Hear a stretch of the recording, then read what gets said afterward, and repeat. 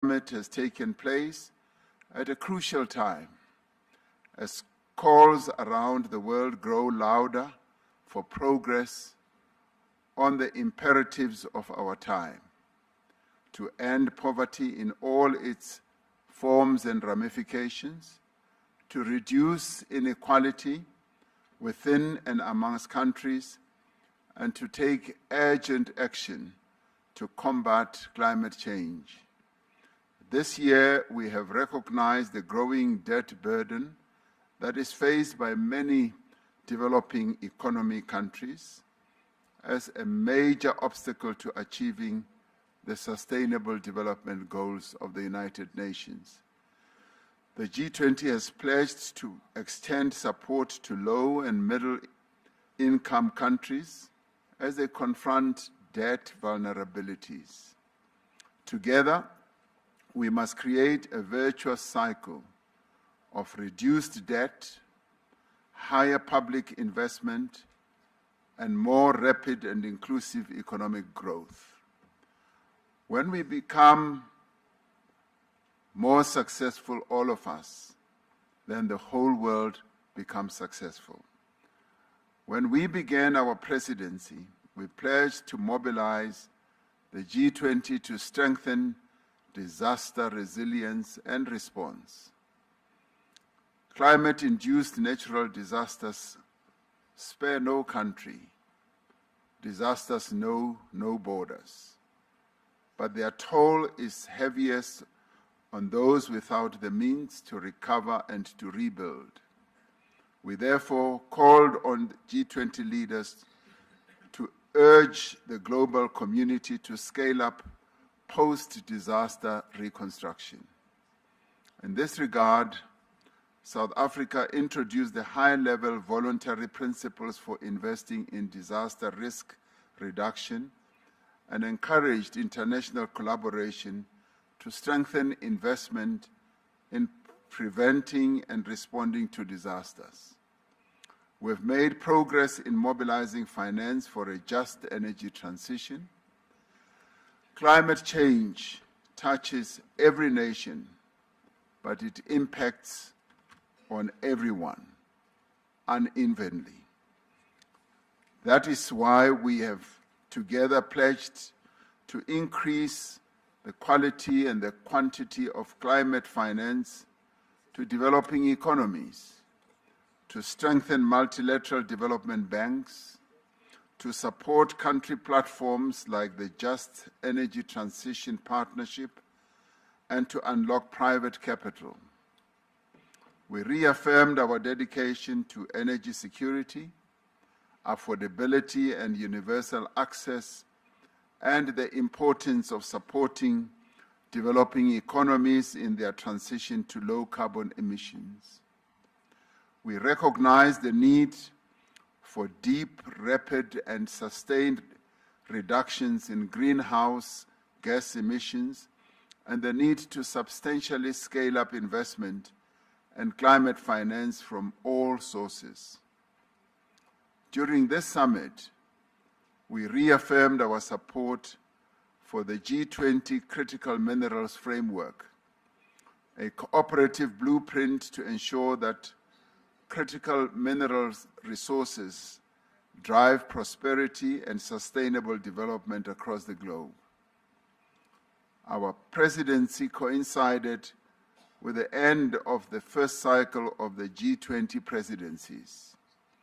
Following the mandate given to our presidency at the 2024 Rio de Janeiro summit, we undertook the G20 at 20 review, drawing on the diverse perspectives of participating members and guest countries as well. It is our hope that the recommendations of the review will serve as a helpful guide for the G20 to ensure that it remains fit for purpose in an ever-changing world. In fact, the indicative report already says that the G20's existence should continue as it serves a good purpose in giving guidance to the economic well-being of the world.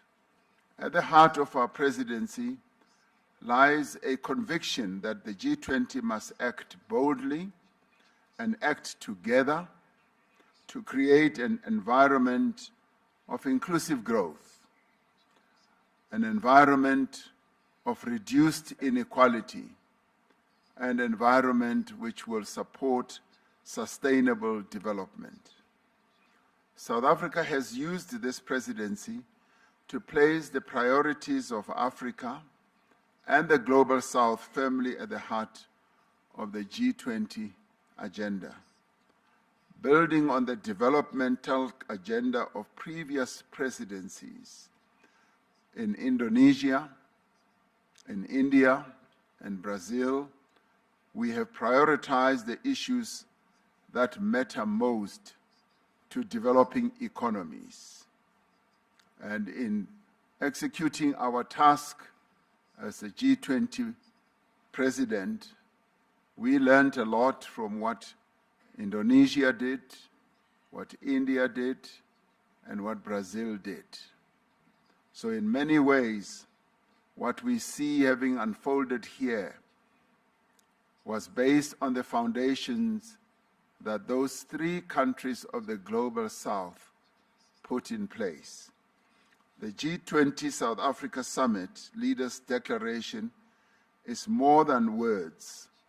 It is a commitment to concrete actions that will improve the lives of people in every part of the world.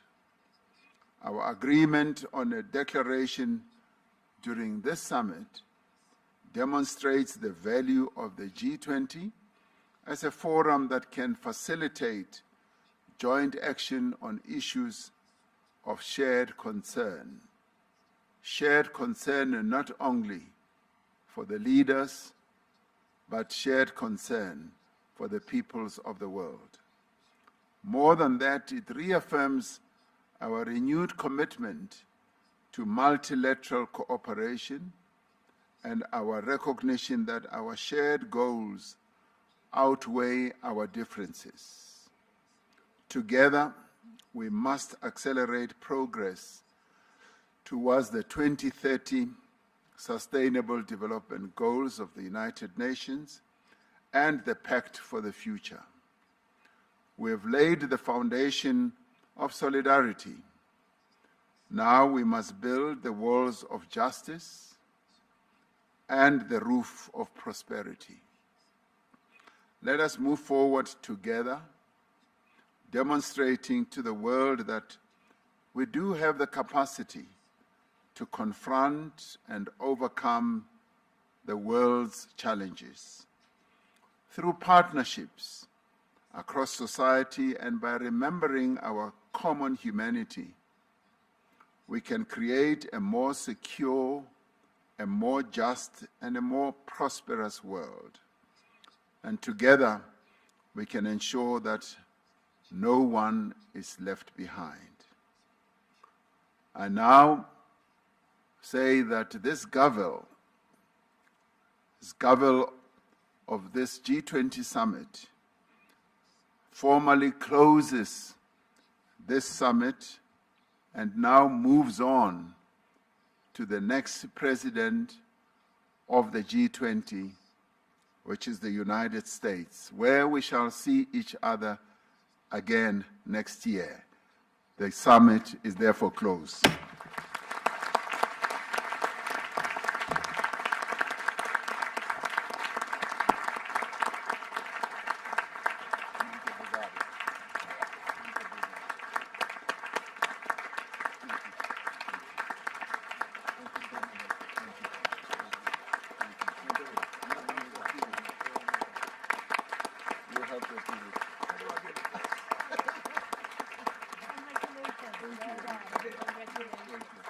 Where's the United States?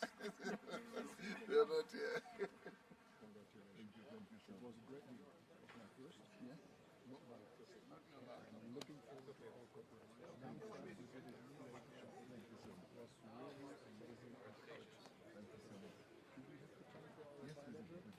Mike. People think that